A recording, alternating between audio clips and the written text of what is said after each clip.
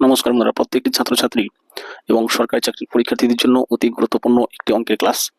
তো আজকেও দেখুন লাভ ক্ষতি এই চ্যাপ্টারের স্পেশাল 3টি অঙ্ক নিয়েছি, খুবই ইম্পর্টেন্ট এবং ম্যাজিক ট্রিক্সের মতো কয়েক সেকেন্ডে কিভাবে এই টাইপের প্রশ্নের উত্তর করতে পারবেন সেই ট্রিক্স আমি দেখাচ্ছি। তো দেখুন আজকের প্রথম প্রশ্ন।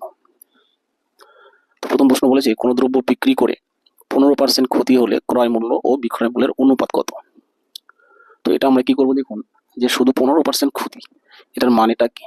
ঠিক আছে, 15% ক্ষতির মানে বন্ধুরা, 100 টাকায় কোনো জিনিস ক্রয় করলে সেটা 15 টাকা কি করতে হবে, ক্ষতি করতে হবে, অর্থাৎ 15 টাকায় কম বিক্রি করতে হবে। তাহলে 100 টাকা ক্রয় মূল্য হলে 15 টাকা যদি কম বিক্রি করি, অর্থাৎ বিক্রি মূল্য হবে কত, 85 টাকা। বাস, অঙ্ক শেষ বন্ধুরা। এখন জাস্ট কাটাকাটি যদি যায়, কাটাকাটি করে এটা অনুপাতটাকে ছোট করতে হবে। 5 কুড়িতে 100, 5 কুড়িতে 100, আর এদিকে 5 17 85, অর্থাৎ 20:17, এটাই উত্তর, অপশন নাম্বার ডি।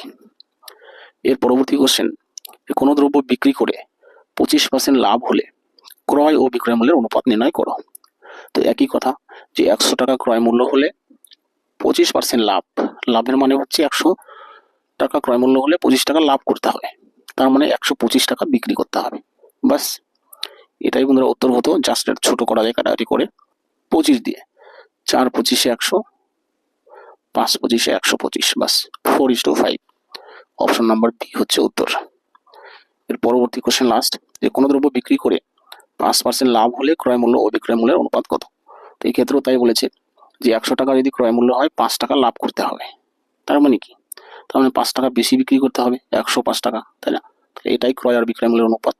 এটাকে ছোট করতে হলে 5 20-তে 100, 5 21-এ 105, অর্থাৎ 20:21, 20:21, অপশন নাম্বার এ হলো। তো এই হলো বন্ধুরা আজকের অঙ্ক ক্লাস। আশা করি ক্লাসটি ভালো লেগে থাকবে, বুঝে থাকবেন। যদি ক্লাস ভালো লাগে অবশ্যই লাইক কমেন্ট শেয়ার করবেন।